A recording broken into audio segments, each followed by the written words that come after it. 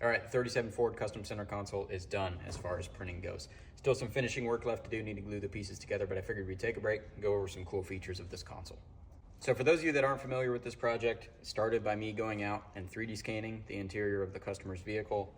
This allowed me to collect all the points of the transmission tunnel, shifter, everything like that, bring that data back and design this center console in CAD. You can see some renderings of this in CAD after it was all said and done.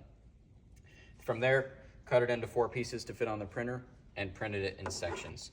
So this console is extremely strong. You can see the ribs that I've added in here to make sure that this piece is super strong and any impact or anything in the car isn't gonna just shatter this into a million pieces. This should last a very, very long time.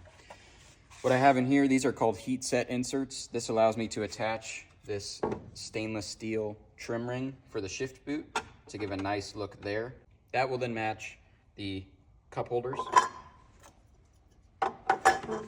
And back here will be the window switch. I don't have that here, so I can't show you that, but it still has the same kind of polished look. So this gives these trim pieces and accessories all the same look and make sure it kind of helps it pop. But in my opinion, the coolest feature of this center console is that it's gonna install using magnets.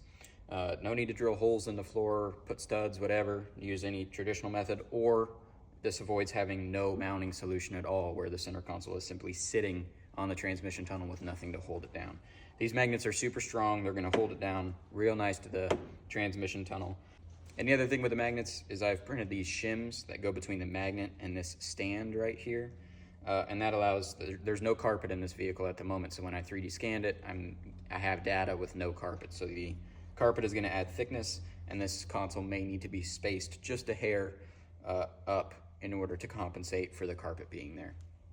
So these 100,000 shims can be placed between the magnet and the stand so that you can adjust the level and whatnot of the center console once the carpet's in there to make sure it looks nice and has a nice seam underneath the console.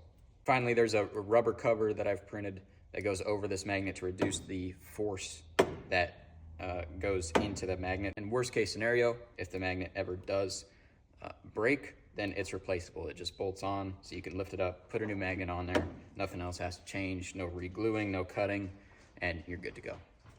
So stay tuned to see how it turns out when it's all glued together with the magnet stands on it and it's installed in the car.